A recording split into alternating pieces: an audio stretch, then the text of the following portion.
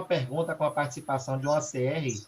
Ela é Nilda, da comunidade do Saco de Cachoeira. Ela pergunta ao senhor o que ele poderia contribuir sobre a mandiocultura consorciada e qual a cultura ele indicaria para consórcio com as variedades presentes no nosso território do Recôncavo. Olha, nós temos muitos trabalhos dessa natureza que foram conduzidos por pesquisadores no passado. O Pedro Matos, né? Pedro Matos, que já se aposentou há mais de uma década, Pedro Matos tinha os estudos dele, mas usava culturas rasteiras, entendeu? Por exemplo, com o milho não é adequado, mas o inhame, entendeu? Eu vejo assim, que poderia, feijões, tem feijão também que se pode, se for principalmente o feijão de arranca. O outro, ele, né, é o feijão macaçá. Esse aí já não seria o ideal, mas o feijão de arranca, o amendoim, né? E, na pior das hipóteses, os trabalhos na Embrapa, porque o que acontece com a região do Recôncavo é que nós temos solos muito pobres, solos de tabuleiro, e precisam também de matéria orgânica. O uso intensivo, mesmo com a cultura do fumo, que sempre foi tradicional, o resíduo dos adubos que se utilizava, entendeu? Isso, de certa forma, tornou os nossos solos também, muitos adubos químicos se tornaram ácidos. Hoje, para a mandioca, tem algumas situações, mesmo no Recôncavo, que você precisa fazer a calagem do solo, certo? Mas o que eu recomendaria é que, na pior das hipóteses, que pudesse ser plantada, que não fosse uma cultura alimentar, se fosse o caso, o feijão de porco, para você incorporar o feijão de porco e fazer uma rotação de cultura. Ou seja, o Pedro fazia com fileiras duplas, pegar fileiras duplas, 1 metro por 60, 2 por 1 por 60, certo? E fazia as fileiras duplas. Nesses 2 metros, ele entrava com feijão de porco. Depois, essa outra, de fileiras duplas, 1 por 60, em fileiras duplas, depois ele removia para onde tinha o feijão de porco, como uma forma de você recuperar o solo. É muito importante a reposição de nutrientes, principalmente em solos arenosos. E o cultivo intensivo vai sempre exaurindo. Mandioca é uma cultura esgotante, é preciso que haja reposição. E, como nós temos também o problema de estiagem, os adubos orgânicos exercem também o seu papel, embora não seja tão intenso em nutrientes, mas tem a sua função de retenção de umidade no solo, que também é um benefício, certo? Essa é a informação, dentro da minha limitação de conhecimento, que eu poderia passar para a Nilda aí, que participa aí da nossa live. Zé Mário, quer falar alguma coisa? Não, eu só vou pedir desculpa, que eu vou ter que ir rapidamente na Ascob agora, no escritório, resolver outro probleminha que chegou onde eu estou, mas aí a gente vai dar continuidade aí. Queria já agradecer e me colocar sempre à disposição, professor. Show de bola, eu vou acompanhar agora como ouvinte, e não vou estar interagindo com vocês, mas vou estar como ouvinte aí também da live, tá bom? Um abraço aí, um coração, se cuida, viu? Ok, obrigado, estou me cuidando. Viu? Então, quanto é que tem tempo, rapaz? Nós temos tempo para as duas, já tem mais de 2 horas, né? 2 horas e 42 minutos. Eu estipulei 4 horas, será que a gente consegue? Não, não faz isso não, rapaz, você está me matando aqui, daqui a pouco eu... A gente vai tocando. Está muito interessante a live, a gente tem que... A gente tem que poder sugar o máximo do senhor aqui hoje. Agora, viu? A vontade é ficar, na verdade, o dia todo conversando com o senhor sabe disso, né? A gente, olha, outro dia eu fiz uma aí, o camarada me fez pergunta lá e disse, olha, meu amigo, eu sou como São João Batista no Evangelho, eu abro os caminhos do Senhor, certo? O caminho do Senhor que eu estou abrindo é para a interação com a nossa unidade, está entendendo? Porque nós temos pessoas que são especialistas, que conhecem. É bem verdade que é preciso ter um pesquisador traquejado para falar numa linguagem bem simples, entendeu? Porque, às vezes, o camarada é muito bom, mas cuida muito do relacionamento com seus pares. Às vezes, a gente encontra esse defeito. É natural, porque não é todo mundo que sabe falar com o agricultor, né? Aliás, me veio até uma piada interessante. Quando eu comecei a trabalhar na extensão, eu comecei em Conceição do Almeida. Isso foi nos idos de 1971. 70. em 1970. Eu terminei em 69, eu completei no ano passado 50 anos de formado. E quando foi em 1970 que eu consegui, depois do curso, houve uma seleção, e eu e mais, parece que 8 colegas entramos na Ancarba. Temos vários colegas, o Abner Jordão Filho, temos o Carlos Augusto Pereira da Silva, o Sérgio Pano, que foi lá para a IRC. Temos alguns colegas que trabalharam e entraram pela Ancarba. Eu fui trabalhar no Almeida. Quando eu cheguei no Almeida, em 70, aí me contaram, né, que tinha um técnico, ele mesmo contou, era um técnico agrícola, ele até já faleceu, que ele começou a falar com o agricultor e ele ia falar sobre adubação. Ele pegou, juntou um bocado de agricultor assim, fizeram um círculo, e ele começou a falar de adubação. E falou, e falou, e falou. Depois teve um agricultor e perguntou, e vocês têm alguma pergunta para fazer? Aí o cara não queria elogiar, disse, olha, eu queria agradecer, realmente, eu entendi tudo que o senhor falou, agora eu queria que o senhor me dissesse o que era solo. Deu para entender? O que era solo? Ele disse que ele não sabia o que era solo.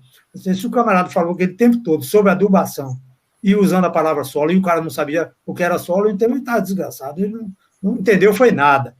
Então, o linguajar com o agricultor tem que ser um linguajar que ele possa. Por isso que, quando a gente fala como técnico, eu acho que não é demérito nenhum. Você fala a palavra técnica, você fala outros sinônimos. Um deles ele vai, entendeu? Ele vai capturar e dizer, é por aí. Então, ótimo. Lá na Embrapa, nós temos vários colegas com profundo conhecimento. Você falou aí na mosca negra. Tá? Temos trabalho. Tem um colega de sala que trabalha. Ele não é entomologista, mas ele trabalha com citros. Cláudio Leone, que, entendeu? Mas, se for uma coisa mais aprofundada, aí nós temos da entomologia, o Nascimento, né? O Nascimento é um entomologista, mas a gente tem as diversas áreas do conhecimento, viu? Mas eu acho que na parte geral, com mandioca, eu vejo como essa daí você não pode perder, é justamente essa do Reniva. Isso precisa ser implantado no Estado de uma maneira efetiva. Tem vários estados, ontem eu estava conversando com um colega do Pará, o colega do Pará, o Dutra, ele se apropriou disso, ele está sendo um pesquisador de variedade de mandioca, introduzindo materiais daqui da Bahia, entendeu? Materiais promissores e verificando lá no Pará, mas utilizando o Reniva como ferramenta. Ou seja, são ganhos assim, que você estava falando em produtividade, no Reniva, sem você mexer com insumo, você pode pegar uma variedade de 12, só com o Reniva e passar para 15. Entendeu? Viu, Edson? Pode passar de 12 para 15, só por ter passado pelo processo. Então, quem aí da ACR que está nos ouvindo, acompanhando, pode pensar, diz, vamos lá, vamos conhecer isso mais de perto. Ou, pela live, nesse período, convida o colega para ele agendar, porque as demandas têm sido muito grandes, viu? Muita gente está aproveitando disso aí. Eu tenho feito lives com a Rádio Canção Nova, lá entendeu? De São Paulo, podcast também lá de São Paulo, aí vem. E tem muitas coisas agendadas aí para acontecer. A gente também precisa compartilhar as lives que vão acontecer, para a gente selecionar e dizer, olha, esse assunto me interessa. Essa mesmo que eu falei que tem o colega do Rio Grande do Norte, eu vou pegar essa coisa e vou passar para você, Edson, para você, eu quero também seu contato, que eu acho que eu não tenho, Jefferson, para a gente poder ir costurando isso. Aliás, ontem eu tive um contato com uma pessoa que é engenheiro agrônomo e trabalha lá no sul da Bahia, em Teixeira de Freitas. Chama-se Geile Viviane. Ora, a Geile Viviane tem uma rede, o cara chama de plataforma, que está, parece que, em 7 países. O assunto dela é mandioca. E ela vai fazer comigo o que ele chama de mandiocast. É áudio. Mas como se fosse teleaula, compartimentalizado, como o de vocês, que tudo isso pode ser compartilhado. Então, é uma onda do bem. Essa menina está fazendo esse trabalho já, eu tomei conhecimento recentemente, já a conheci lá em Cruz das Almas, um curso que ela participou, mas agora ela desenvolveu isso aí. E aí eu peguei meus grupos que eu tenho e compartilhei de várias partes do Brasil, até com chefes de cozinha. Ó, gente, mandioca não pode estar distante do segmento gastronômico. Eu me referi mais cedo, fui convidado pela Fundação, falei em Slow Food, mas não disse. Eu fui convidado para ir a Brasília, fazer uma palestra lá num evento, disse que era do Senac. Só que quando eu cheguei lá, o grupo era de 30 pessoas, cada um chefe de cozinha de um estado. Quando eu vi aquilo, eu digo, meu Deus do céu, me deram, parece que, não sei se foi 1 hora para falar, eu digo, puxa, eu precisava de umas 3, porque por todos os estados eu andei trabalhando, eu conheço um pouquinho e me relacionei também através do Slow Food, lá na Itália, com chefes de cozinha. Tinham 1.000 chefes de cozinha, gente, nesse evento. 5.000 agricultores de 150 países, 1.000 chefes de cozinha, 200 universidades. Imagina o que é isso, gente. Falando de quê? Do alimento, da agricultura familiar, dos países. Para fazer uma frente slow food, slow é lento, alimento lento. Para fazer uma frente ao fast food. O fast food, a enganação, que junto com ele, com o alimento que não, a procedência é duvidosa, vem ainda o pão, com o trigo, com o glúten, e ainda vem a Coca-Cola, meu irmão, pelo amor de Deus. Tu quer matar de que jeito? Tu quer o quê? Quer ter mais farmácias pelo Brasil afora do que já existe, rapaz? Meu amigo, você que está me ouvindo aí, às vezes eu me lembro de coisas assim que são importantes a gente saber. 750 anos antes de Cristo, nasceu Hipócrates, o pai da medicina. O pai da medicina deixou uma máxima para todos os tempos, até o fim dos tempos, que o teu alimento seja o teu remédio e que teu remédio seja o teu alimento. Meu amigo, você está hoje com um alimento que não é somente os agroquímicos. Você chega e diz, não diz a palavra pesticida, rapaz, diz defensivo agrícola. Meu amigo, como é que você é um agrônomo, um profissional de ciências agrárias, você vai engolir essa de chamar de defensivo? Defensivo é defender, meu amigo. Mas se você está usando um pesticida, um agroquímico, quando diz agroquímico, não é somente o pesticida, agroquímicos são os fertilizantes químicos também. E quando você vai para o mercado internacional, tem países que refinam a ponto de não aceitar o produto se foi utilizado adubo químico. Os 3 famosos, né? Superfosfato triplo, ou simples, né? Ureia, cloreto de potássio e outros. Então, não querem. Estão buscando o quê? Gente, o maior patrimônio que nós temos, meu amigo, chama-se vida. Vida. É por conta disso. Nós estamos em isolamento, padecendo as agruras, porque nós queremos conservar mais esse país, viver mais. O segundo maior patrimônio, eu digo para os meus agricultores, chamo de meus agricultores quando vão, entendeu? Eu digo, o segundo maior patrimônio é o conhecimento, é o saber. É por conta do saber que existem as nações que são grandes, são dominadoras, e os outros que são, né, aqueles que são dominados, porque falta-lhes o conhecimento. Porque se mandioca tivesse nascido na Europa, nós estaríamos aqui reverenciando mandioca. Mas a mandioca não veio com o colonizador europeu. Foi encontrada com os índios. E com os índios, a imagem que a gente tem é uma pecha que a gente tem de considerar o índio indolente, preguiçoso, atrasado, sem futuro.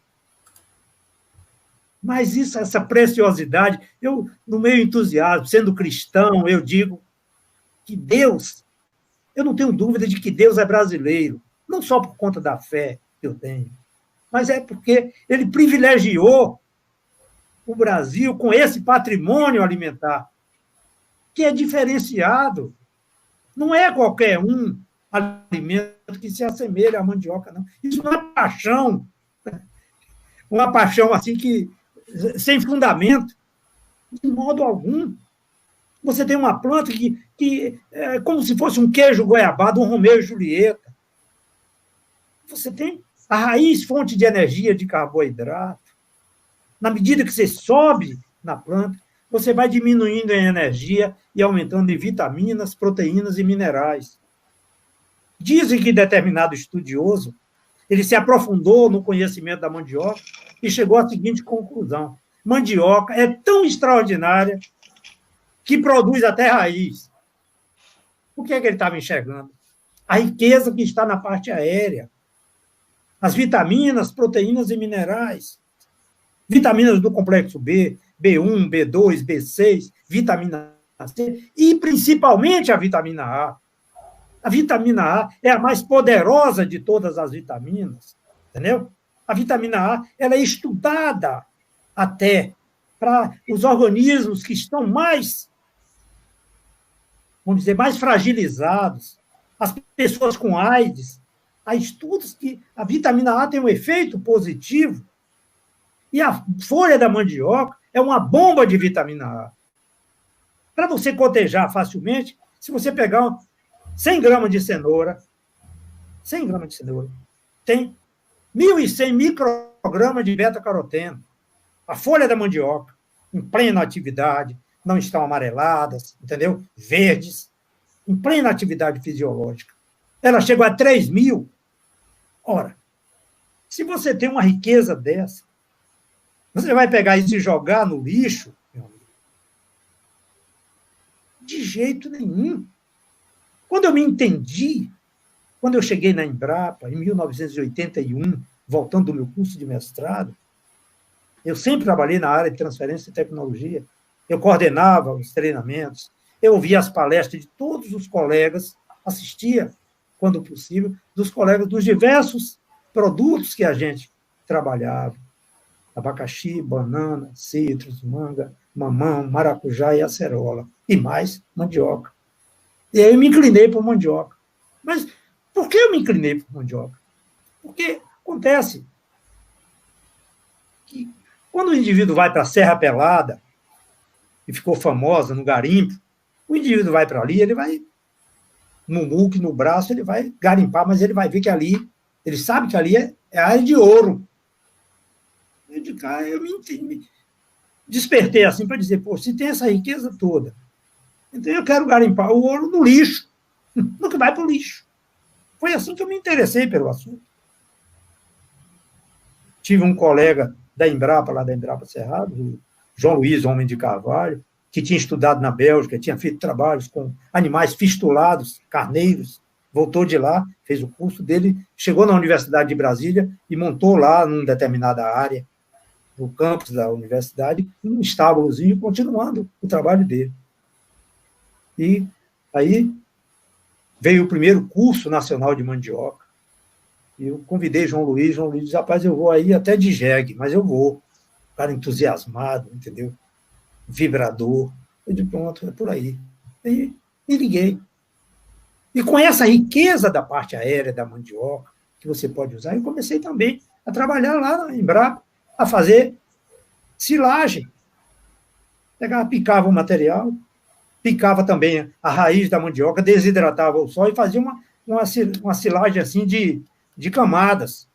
Utilizava aqueles plásticos de polietileno, realizava atividades de dia de campo, instalava isso junto com os colegas da EBDA, lá em Seu Marciano, em Sapé-Açu, me lembro, fizemos um dia de campo assim extraordinário, mostrando o aproveitamento que você coloca, e se você da ACR não tem ainda experiência, pega e compra um vidro desses que tem uma arruela de borracha, que se usa para vedar, se usa muito em compotas. Pega aquilo ali, pica material de mandioca, pode ser até com uma faca, corta em pedaços pequenos, entendeu? Pega aquilo e joga dentro do coisa e vai com a mão assim, socando, depois você fecha quando já estiver bem alto, para não ter ar, porque a silagem ela é num ambiente anaeróbico, que as bactérias trabalham. E você, depois de 30 dias, meu amigo, quando você abre, o cara que não viu disse, você botou melaço aí dentro. Cheiroso, agradável, entendeu? Esse tipo de trabalho assim, eu fazia com um silo plástico de polietileno. Depois eu agregava a própria raiz para aumentar o teor de matéria seca. E pegava, na hora de cortar, tem um detalhe, que não é somente a folha da mandioca, a gente usava as hastes também, o terço superior, porque a parte de baixo mais se usa para novo plantio. Mas o terço superior tirava, picava aquilo, porque ali tem açúcares, e os açúcares favorecem a fermentação da silagem. É assim. A gente começou com esse trabalho, com a silagem, entendeu? Depois pegamos também a parte aérea mais tenra, sem as hastes, e fizemos o feno. O feno, meu amigo. Tem 16 a 18% de proteína, entendeu? E se você, no caso da folha, sem as nervuras, sem os talos, entendeu? Ela chega de 28 a 32% de proteína. Ora, que riqueza extraordinária. Aí vem, é como se eu estivesse fazendo histórico para você. Depois eu quero ver essa história, eu quero aproveitar. Viu? E aí depois eu comecei a sentir também o trabalho da Pastoral da Criança, um trabalho que era conduzido por Zilda Arnes, em bolsões de pobreza, utilizando com a assessoria da Clara Takaki Brandão, que é uma nipônica e era assessora da Pastoral da Criança, no INAM, em Brasília, fazendo o trabalho de sementes, de folhas, o que é uma coisa interessante, é que, às vezes, você tem folhas que são mais ricas do que o produto que você come. As folhas da cenoura, as folhas da beterraba. E aí ela utilizava também as sementes de melancia, de abóbora, entendeu? Utilizava, fazia uma multimistura. Mas a folha da mandioca, ela colocava como um ingrediente indispensável pela fonte de vitamina A que representava. E aí, nessa riqueza de vitamina A, ela também, nesses bolsões, aí eles avaliavam o peso das crianças, davam assistência e as crianças evoluíam de forma surpreendente. Foi aí que eu entrei na campanha do Betinho, isso foi em 91, sei lá, e entrei na campanha do Betinho e saí fazendo palestra pelo estado afora. Alternativas alimentares para o combate à fome. Mas, quem era o mote principal? Folha de mandioca. E foi aí que a gente começou a pensar, entendeu? A tocar esse assunto, também a folha. Aí vem o meu envolvimento com os meios de comunicação. Vamos fazer um primeiro Globo Repórter com José Raimundo sobre folha de mandioca na alimentação de crianças. Olha, isso, rapaz, foi começo. Depois mais na frente, vem Joselito como VUCA. Vem uma demanda da Globo, passa pela Embrapa e pega e diz ninguém tinha coragem. Disse, manda para Joselito. Eu estava em Salvador, lá perto da TVE, entrando junto com o colega Marcelo Bezerra. Aí o telefone toca e diz, recebeu uma demanda aqui da Rede Globo que está querendo que você, para fazer uma matéria sobre mandioca, você topa e pode passar meu número. Então, isso, gente, que eu estou dizendo a vocês, é dizendo quanto é importante a gente ser desafiador, sabe? Os colegas que tinham tanta competência ficaram com medo do muvuca. Eu digo, não, pode mandar. Eu me piquei para o Rio. Foi de noite, assim, passei no Banco do Brasil, debaixo de chuva, lá na Cidade Baixa, me preparei em casa, entendeu? Para no outro dia tirar o dinheiro de manhã, cortar o cabelo, né? Passei na Alveria, cortei o cabelo, me mandei para o aeroporto. Chego lá, o pessoal do programa Muvuca, da Regina Casé, me pegou lá, me levou para Jacarepaguá, do aeroporto, para Santos Dumont, no Rio. Quando chegou lá, vou entrevistar. Aí a Regina me diz, eu conversei com o produtor disse, esse assunto que você botou aí tá bom. Aí a Regina me pergunta, Joselito, era uma construção de civil que tinha vários operários nordestinos, mas que eles não perdiam no alimento que eles recebiam na quentinha, vinha um saquinho de farinha.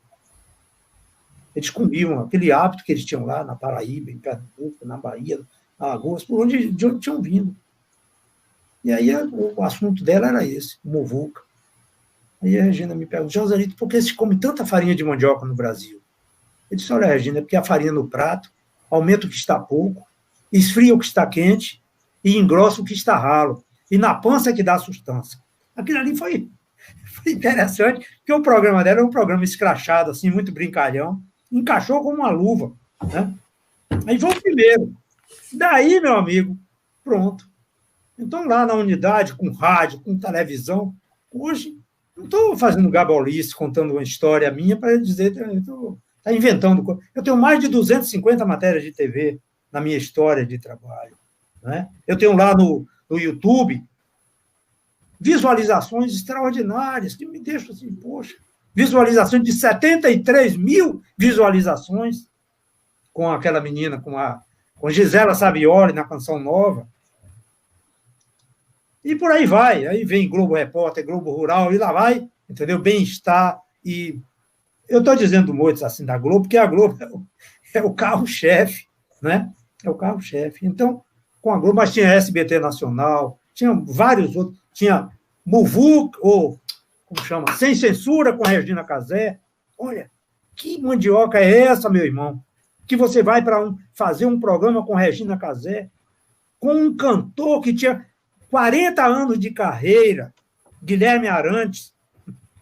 Que notoriedade um homem desse não tem, rapaz? Quando chegou lá, o assunto predominou comigo, mandioca. Falei quase 30 minutos, 28 minutos com ela, de um programa de 1h30. Tinha ainda, além de Guilherme Arantes, tinha também outra, um ator da Globo e tinha uma escritora. Mas depois eu mandei condensar e ficou somente a minha parte, encerrando com Guilherme Arantes, com um lindo balão azul.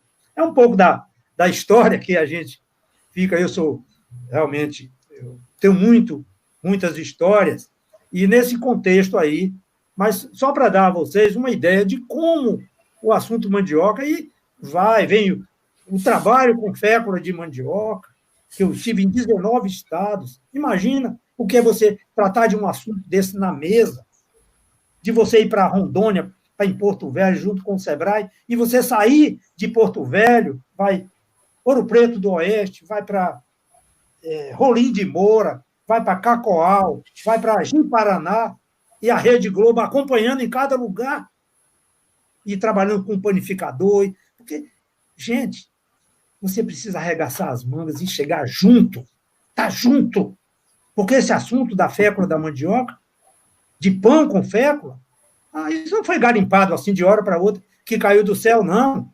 Eu acordei algumas noites, antes de 4 da manhã, para ir para a padaria, lá em Cruz das Almas, na panificadora Paraty, para ir com o Tony, um padeiro que tinha 20 anos, que no dia que ele colocou fécula de mandioca, substituindo parcialmente o trigo, nós fizemos com 20% para farinhas mais fortes, que tinham um teor de glúten mais elevado, né? Que chama Medalha de Ouro do Ceará. Depois nós fizemos com 15%, com outras farinhas, que deu muito bom, mas a gente, por medida de segurança, vamos fazer com 10%, que pega todas as farinhas, e com 10%.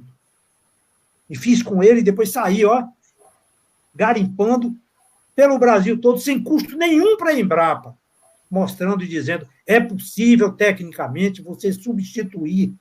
Quando eu estou dizendo isso a você, na prática, lá em Cruz das Almas, dentro da nossa unidade de processamento, eu recebo os agricultores, extraio a goma, e pego essa goma que eu extraí lá e mando para a padaria. No dia que eu vou receber um grupo, ela fica lá congelada. Eu boto em pacotes de 1 quilo. Tá? No dia que eu recebo os agricultores, faz o pão com fécula aí. Depois do almoço, antes deles irem embora, eles vão distribuir aqui o pão com fécula. E pego um pão tradicional, só com trigo, mostro, prova, e agora vamos provar o outro. E o pão fica melhor. Você é da ACR, você que alguém chega lá e tira a goma, e você tira com higiene, você não bota em pneu de coisa, porque a fécula da mandioca ela tem propriedades muito singulares. A fécula da mandioca, na hora que você tira, se você pegar uma raiz de mandioca, descascou, um aipim, vou botar um aipim, para ficar fácil que você tem em casa. Você pegar e cortar em pedaços pequenos. Depois de lavado, descascou, com a raiz branquinha, cortou em pedaços pequenos. Você jogar no liquidificador com água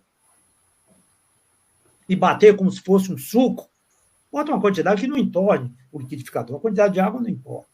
Você bota e bate. Bate, deixa aí um tempo. Faz um suco. Você pega um coador desse de café, coador, naturalmente que não seja usado, branco, você vai botar um líquido, um leite que está branco. Aí você bota, passa, bota uma vasilha embaixo, passa no que torce. Se quiser voltar de novo o liquidificador, volte, deixa ali. Com 1h30, 2 horas, você tem a goma toda assentada no fundo. Se for uma vasilha transparente, você olha por baixo assim, ó, e você vê o anel, o amido da mandioca. Esse daí, você pode chegar na pia depois de 2 horas, 1h30, chega na pia, vira na pia, a goma vai ficar toda assentadinha no fundo. Ela não vai junto. Ela tem um escorrimento assim meio embranquiçado, mas você girou a água, voltou, você pega um papel toalha e aperta. Aperta o papel toalha até que você não veja brilho. Quando não tiver brilho, você já está no ponto de pegar e levar para a frigideira. Pitadinha de sal, esfarelou, bota na frigideira quente, vai fazer a sua tapioca. Eu estou dizendo isso em sua casa para você fazer. Com o agricultor lá, no CTM, no Centro de Treinamento de Mandioca, eu simplesmente boto no coxo de fibra de vidro. Passou, mesmo processo de coar, só que a peneira lá não é de pano, não é de aço. Já com uma malha que permita,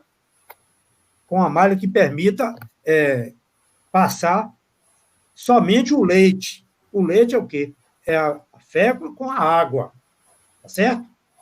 Aí você vai, depois que ela assenta lá, eu vou recolher num coxo de fibra de vidro e vou botar em sacos e mando lá para a padaria. Deixa lá, o Tony é o confeiteiro e panificador lá. O Tony chega e deixa, eu digo, Tony, vou fazer. Se ele tiver a fécula lá, pode usar, mas às vezes eu uso aqui de lá da Embrapa. Entendeu? Agora, quando você, no plano da casa de farinha, você coloca num recipiente, aqueles de pneu, que ali ficou resíduo, né? E fermenta com aquele cheiro azedo, essa goma que vai ficar ali assentada, ela vai fermentar.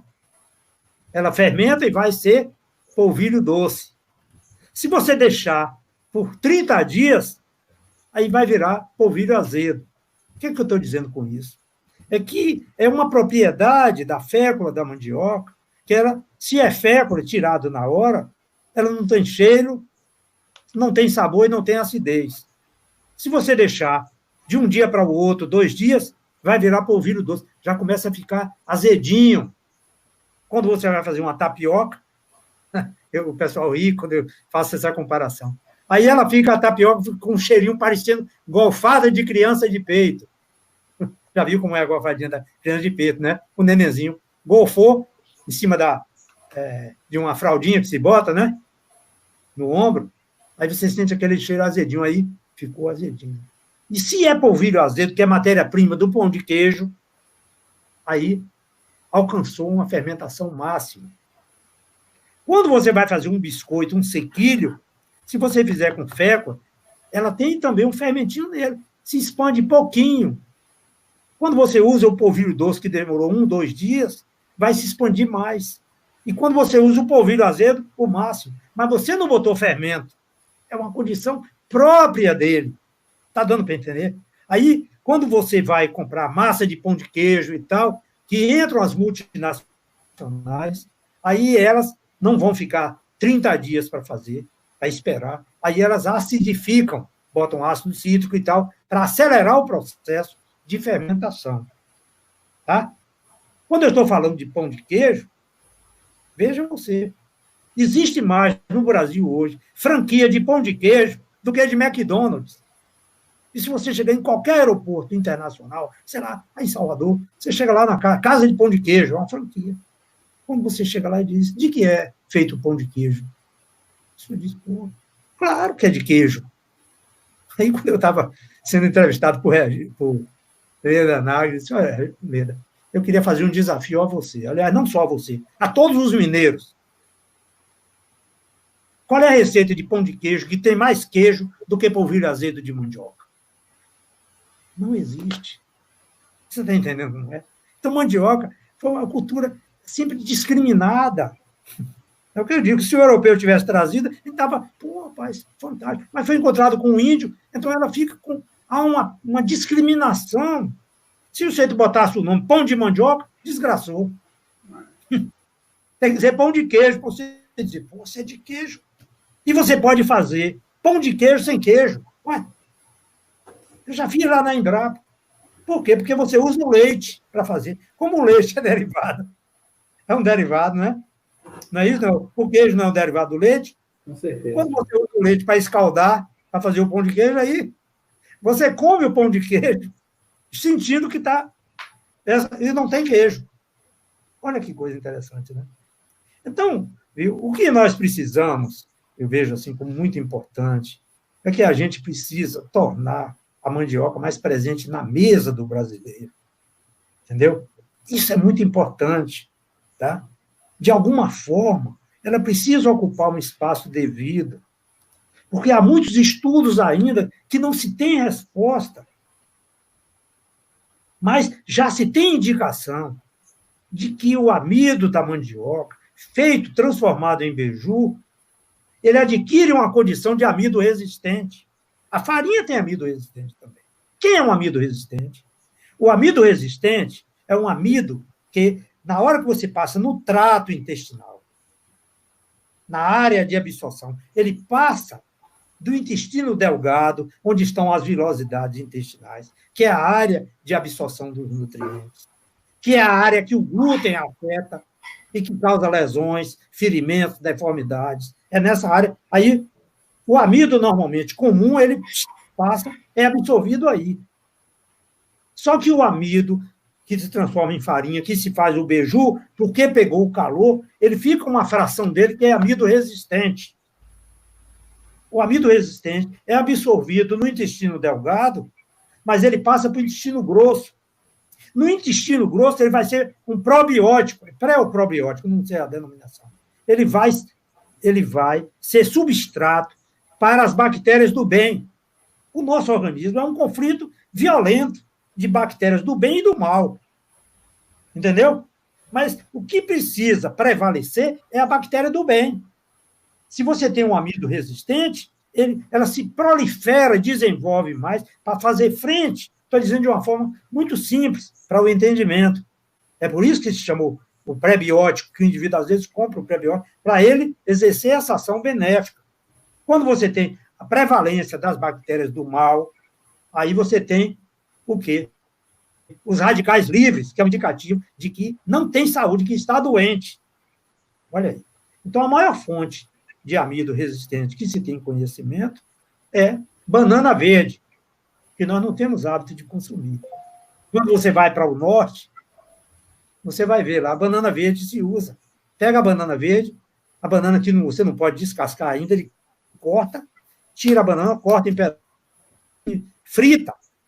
Banana verde. Na África, isso é muito comum, no terra. Eu vi muitos na área de gastronomia, lá tem uma área chamada de Salone Internazionale del Gusto. Eu já estive lá. Falando a vocês assim, porque a conversa está muito, a prosa está muito tranquila, me lembrando. Eu já estive lá, mostrando beijos coloridos, no Salone Internazionale del Gusto. Fiz a apresentação junto com Neide Rigo, que é uma nutróloga, né? Mandioqueira também de São Paulo. Ela tem um blog que chama comesteblogspot.com, Neide Rigo, uma amigona, tá? E fui para lá fazer tapiocas coloridas e outras coisas com ela. Tinham 40 pessoas, pelo que soubemos, tinha em torno de uns 20 países, com tudo com tradução simultânea, e a gente lá, botando a mandioca para acontecer. Maluquice, né, rapaz? Isso que eu estou dizendo a vocês aqui, eu acho que não tem 40% dos colegas que trabalham na Embrapa não tem conhecimento desse também trabalho. Mas fica aí. Se eu estivesse deixando nessa live um testamento, contando coisas que realmente não é fantasia, aconteceram, é uma dedicação. Às vezes eu fico me perguntando, eu digo, puxa vida, por que isso? Isso é missão, gente. Eu fico admirado, assim, mas, meu Deus, que maluquice é essa de... Mas eu fico fascinado, é interessante. Eu vou fazer chego em feira, estou em Cruz das Almas, aí o o presidente da Associação de Bares e Restaurantes de Feira me convida. Olha que história. Vou contar uma historiazinha para vocês. Mais um. E aí, o cara chega, me convida, eu vou para lá, para ir fazer uma palestra no Flor do Maracujá, um restaurante lá de feira. Aí, ele chegou e disse, você vem e você vai fazer a palestra de noite. Eu digo, de noite? Tá bom. Você vai, sai daí de tarde, depois eu vou lhe dar um voucher, você vai jantar, e depois você vai lá para fazer a palestra. Eu digo, tá bom. Vou te deixar minha mulher aqui, pode ir? Não, sua mulher vai também, o voucher é para ela também. Pronto. Eu digo, vou para lá, para o Flor do Maracujá. Chego lá e faço uma palestra, você imagina o que é você pegar pessoas que passaram um dia de trabalho, já cansadas, e ouvir Joselito. Aí eu cheguei para minha mulher, sou minha filha. Aí você tira uma foto aí do meu. Na hora que eu estiver falando, para registrar isso aí, deixei a máquina com ela. Naquela época não era celular, era máquina fotográfica, uma máquina da Sony. E deixei a máquina e toquei o burro. Pá, pá, pá. Eu fui muito entusiasmo danado. Tem hora que eu estou fazendo palestra, eu me surpreendo. Eu digo, meu Deus, tem uma coisa que veio lá de dentro que me deixou motivado demais. Aí eu faço a palestra, quando eu termino a palestra, depois tudo bem, aí um coquetel feito tudo à base de mandioca, tinha uma pessoa lá de Tancredo Neves que fez maniçoba e tal, fizemos, aí eu chego, e aí minha filha, me mostra a foto aí. Sim, não tirei a foto. Eu digo, por que você não tirou a foto? Disse, não, é porque eu fiquei tão assim, atenta ao que você estava dizendo, como se eu tivesse seduzido pela conversa. Olha, eu digo, mas minha filha, a gente vive há tantos anos, você já vive de saco cheio, que quando eu estou acordado eu falo em mandioca direto, você disse que não aguenta mais. Como é que você... Pode negócio dele. Então, são uns lances assim interessantes. Eu conversava ontem com a Geire, que eu disse aí que era do podcast. Certa vez eu estive em Ilhéus, num evento sobre justamente para tratar com colegas renomados que estavam lá, colegas que eu tenho uma admiração, já não estão mais trabalhando na Embrapa, já se aposentaram. Mas figuras que eu tenho um respeito muito grande, porque muito competente, mas às vezes a gente, pela comunicação, a gente se revela. Você está ligado. E chego lá, tinha umas 600 pessoas, e o pão que ia oferecer depois era pão com fécula. Rapaz, eu fiz um pronunciamento, meu irmão. Não sei se tem alguém que está assistindo aí que esteve lá. Que quando eu cheguei no fim da minha apresentação, as pessoas que estavam na frente, sabe o que fizeram? Começaram a bater palma e levantar. Rapaz, quando eu conto isso, até agora, até hoje, eu contando 100 vezes, eu me arrepio. Que as pessoas foram levantando, e com um efeito dominó, assim, o povo levantando, e disse, rapaz, parecendo que eu sou pastor evangélico, diabo. Mas é uma coisa assim interessante que a gente guarda. Eu tenho que fazer minhas memórias. Nesse tempo de pandemia, eu não gosto muito de escrever, mas eu gosto muito de falar. Então, eu estava com a ideia de eu vou pegar e fazer um bocado de gravações no WhatsApp. Para ir fazer assim, entendeu? Uma sequência de situações, de casos, entendeu? Onde o assunto mandioca. Eu estava dizendo a você nesse tempo, me lembrei que agora, naquela ocasião que Lula vetou o projeto de lei, eu fiquei indignado. Eu sou ex-seminarista de Amargosa. Eu estudei lá em Amargosa. Tive um estudo muito, muito bom. Lembranças, assim, aquelas que você não esquece. De ter passado por tantas figuras que hoje são... Estudava latim, imagina, 4º ano de ginásio, estudando grego, meu amigo. Pode uma zona dessa? Existe isso. Latim, os clássicos latinos. A epítome da história sagrada, a Eneida, né? A Eneida, que é de Virgílio, a Odisseia de Homero, as Catilinárias de Cícero, e lá vai, todos esses clássicos latinos. A gente, meninote, com 13, 14 anos, rapaz, estudando grego. E lá, em Amargosa, também passaram figuras, bispos, padres, hoje tem padres ainda, né? E passou também um jornalista de Jaguaquara, Sebastião Neri. Quando a gente tem os reencontros todo ano a gente faz um encontro de ex-seminarista de Amargosa, de um grupo chamado Grupo Elo. Quando Lula vetou o projeto de lei, eu fiquei doente. Eu vou falar com o Sebastião. Sebastião no Rio de Janeiro. Sebastião, um jornalista que ele escrevia para 22 jornais do país. Escreveu um livro chamado A Nuvem, que tem umas 700 páginas. Entendeu? Uma figura, mas rápido como um raio. Quando eu falei com o Sebastião. Eu te contei essa, Ed. Quando eu falei com o Sebastião botou lá, escreveu uma crônica. Quem é o chinês? Olha o título que ele botou. Eu vou contar a história lá de Nazaré. Aí ele começa o negócio deles. Quem quiser ver depois, entra lá. Entra no Google. Quem é o chinês? Aí ele vai ver a crônica dele. Aí o Sebastião começa a contar. Era não sei onde, não sei quanto, era candidato a deputado, estava no palanque, junto com Adelardo Nogueira, em Nazaré das Farinhas. Adelardo era muito, muito bom. Ele tinha um oratório, mas de vez em quando ele perdia o fio da meada. E era muito ruim de palanque. Prefeito de Nazaré, em 92. Prefeito, hein? Foi prefeito 82? de Nazaré em 92. 92. Aí, Sebastião, viu? Sebastião estava atrás de Adelardo Nogueira. Aí disse que os microfones baixaram assim, o volume, e ele estava soprando o Adelardo para dizer o que Adelardo tinha que dizer, como um papagaio de pirata. Aí ele chegou, ele contando, ele chegou e disse, fala mais alto. Aí o Adelardo entendeu que era para ele dizer, aí o Adelardo chegou e disse, fala mais alto. Aí Sebastião diz, conta, que ele, como um avião louco, que tivesse que arremeter, ele disse, fala mais alto, povo de Nazaré. Aí o Adelardo, fala mais alto, povo de Nazaré. Grita, reivindica, protesta, reivindica teus direitos. Diz que foi um discurso apoteótico, ele conta. E aí, o Adelardo dizem que ganhou a eleição naquele comício, no último. E aí, embaixo, ele começa a descrever quem é o chinês, contando a história de um chinês chamado Lawrence Pi, que é dono do maior moinho de trigo da América Latina. Até recentemente era dono, mas já não é mais. Mas o Lawrence Pi, segundo Sebastião, é um visionário. Ele enxergou que Lula seria presidente da República. Então, ele começou, e Lula foi eleito, claro, ele tinha empresários, pessoas ligadas, e o chinês, o Lawrence Pi, também foi. E o Lawrence Pi, pelo fato de ter ajudado desde as caravanas da cidadania, veja você que eu já fui mestre de cerimônia de uma das caravanas que passou lá em Cruzal, do Lula. Né? E aí, o Lawrence Pi, junto com a Gradiente e outros, foram grandes responsáveis, acreditaram.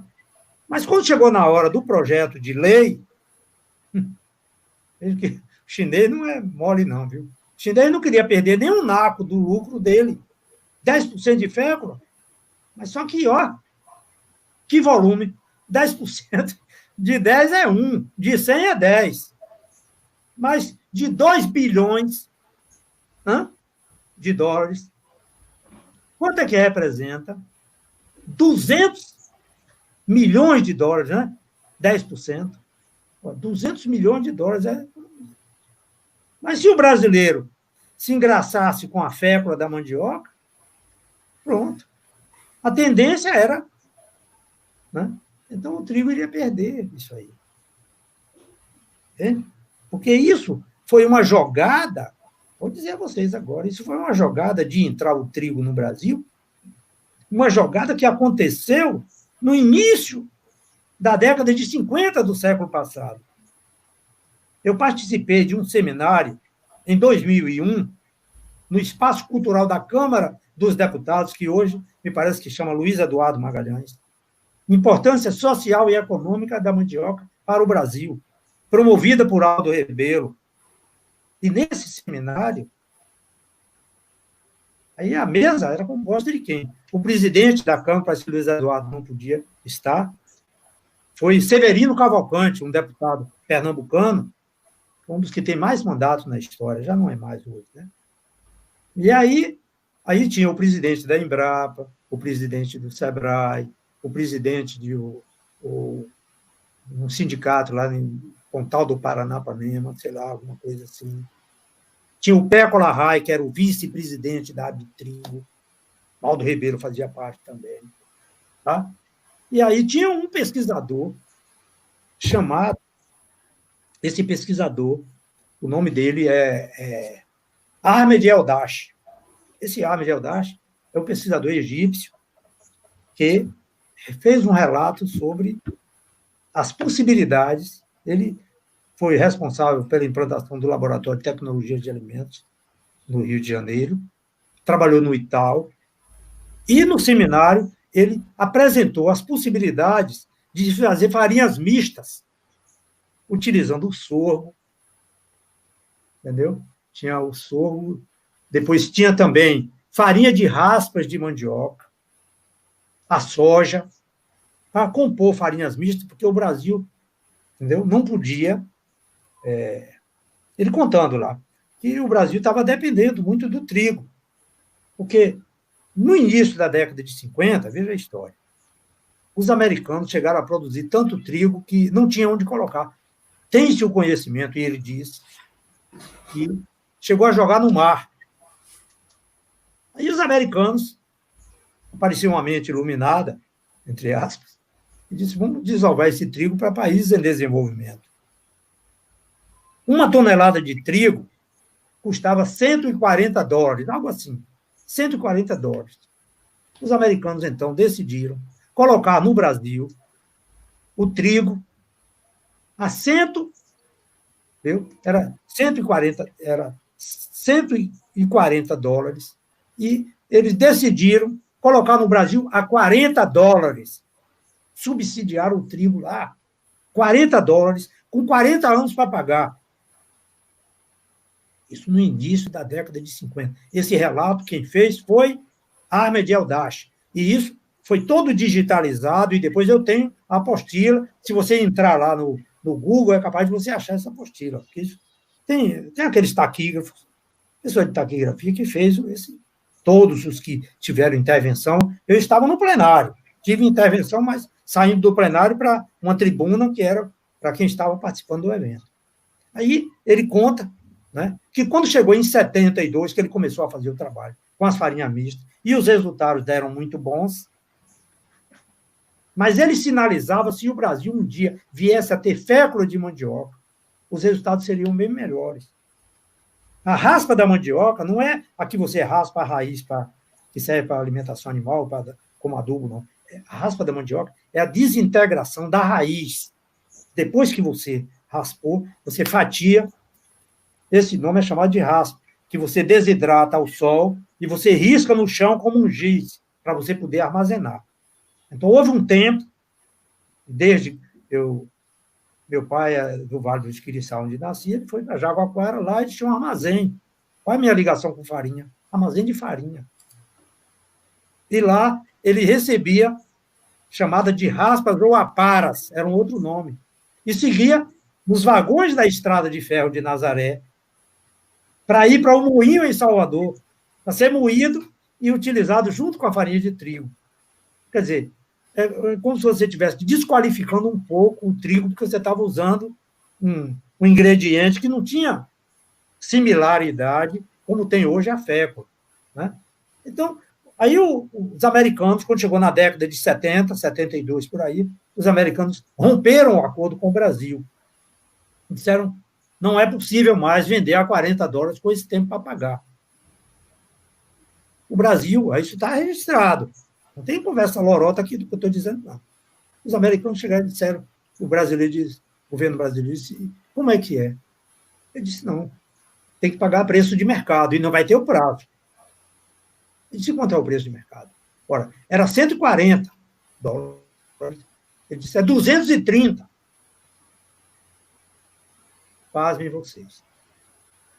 O governo brasileiro, isso não há problema. Pagamos a 230 e vendemos a 40. Subsidiou o trigo por 20 anos. Naquela época, é que se dizia assim que a dívida do Brasil em fios de cabelo não chegava. Entende como é?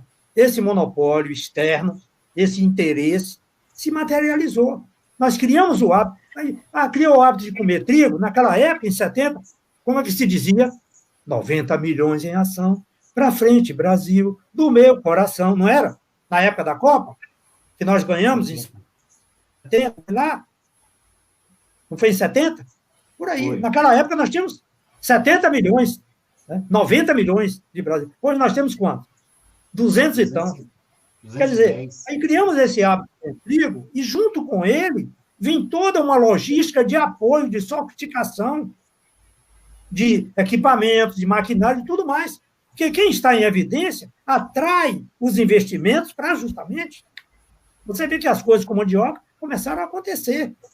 A história da mandioca, na época que ele fez aquilo ali, não existia.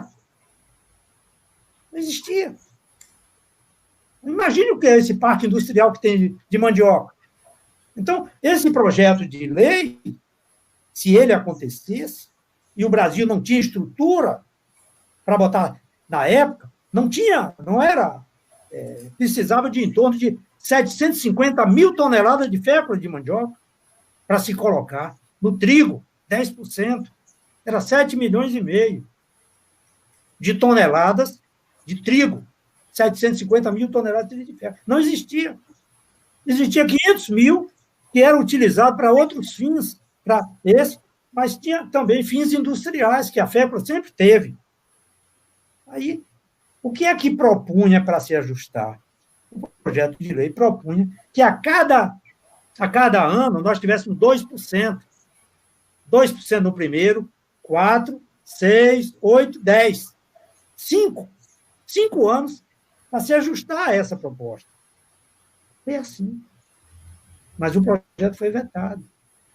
Mas o projeto também não era de Aldo Rebelo. Pô, essa história é para cacete, viu? É muita história. O projeto era de Alcione Barbalho, mulher de Jader Barbalho.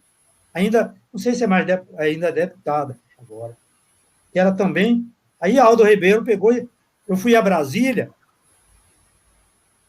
Para que história, viu? Eu fui a Brasília, um determinado tempo, parece que foi em 2000, e chegando lá, uma colega da área de assessoria parlamentar disse, tem um deputado aí que quer falar sobre mandioca. Você vai lá? Eu digo, vou. Quando eu ia para Brasília, eu levava umas coisas desses beiju de cambraia com coco e açúcar, que é muito fabricado em Santo Antônio. Eu pegava os beijus e levava para chegar lá e distribuir com os colegas, distribuir para a presidência da empresa, que tinha o horário do café, e outros influenciavam. Eu tenho que influenciar com mandioca. E cheguei lá, rapaz. Eu disse, olha, Beth Antunes, a colega, eu disse, Beth, já que a gente vai estar com o deputado, leva um pacote de beiju para ele. Isso está registrado, tem uma revista, que a capa da revista chama Mandioca Boa de Briga. Eu esperei quase 30 minutos para falar com o Aldo Rebelo. Quando ele abriu, chamou eu e a assessora, a colega, ele estava com um paletó no braço, assim, eu digo, o homem deve estar saindo para viajar, ele era deputado por São Paulo, embora nordestino, ele é de Viçosa. Aí ele me ouviu, e a Mandioca Boa de Briga descreveu de uma forma engraçada. Os jornalistas, geralmente, ou bota graça na história, ou faz uma panaceia dos pecados, é próprio dos jornalistas. Alguns fazem assim. Aí ele chegou e disse que o Aldo Rebelo ficou todo lambuzado com o beiju que eu dei, né?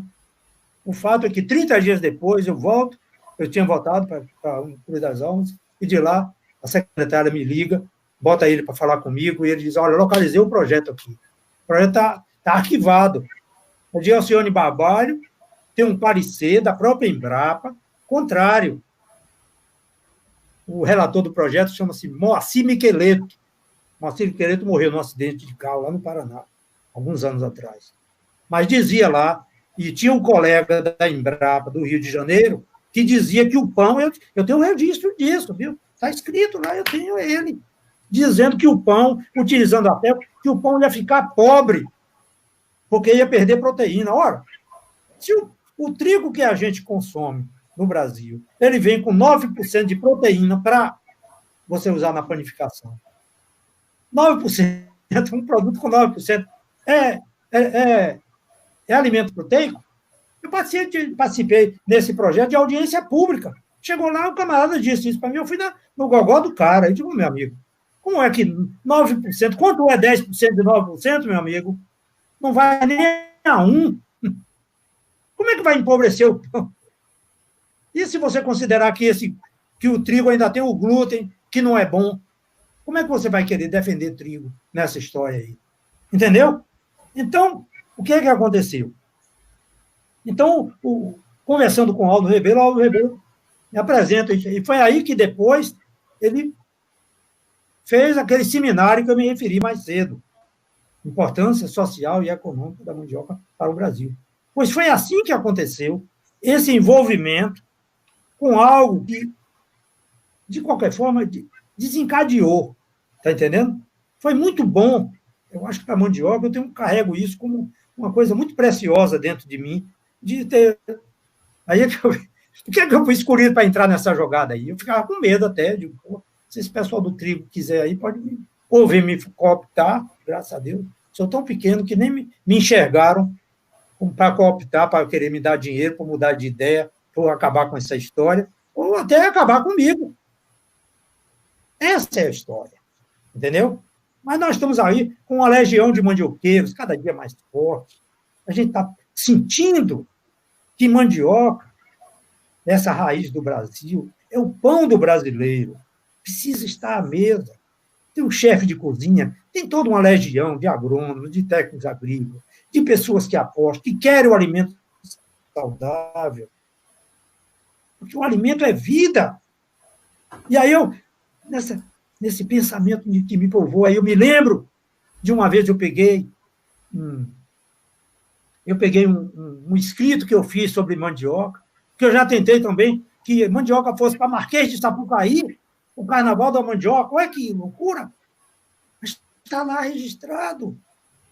Para a gente contar a história da alimentação no Brasil e contar a importância da mandioca desde os primórdios, desde a comida inicial, né? Desde o Pero Vaz de Caminha dizendo ao rei de Portugal, faz-se por aqui umas broas chamadas beijus ou filhós, tão ovos e saborosos que superam em muito o pão desse reino. Olha, que coisa. E aí, veja bem, eu peguei um escrito que eu fiz sobre isso e dei para Bulibuli. Bulibuli, um cordelista, de vez em quando ele se apresenta nas épocas de São João, fenômeno. E Bulibuli pegou pois e fez um cordel, que eu vou até reeditá-lo. Ele permitiu que eu botasse lá, porque fui eu, o texto é meu, e ele é com a parte. E ele, em uma das estrofes, ele diz: faz a papa da criança ver a vida começando. Bolo de casamento, brinda quem está chegando. Atende à necessidade de mamando a caducando. Pensa nessa última frase. De mamando a caducando. Ou seja, é a vida do povo brasileiro, daquele que é mais pobre, que chama-se mandioca de pão de pobre, mas é o alimento dele, é a energia para o trabalho dele. Né? É a energia para o trabalho dele. Ele produzir mandioca e produzir outras lavouras. Como é que a gente não se rende a algo tão fantástico, tão especial? Né?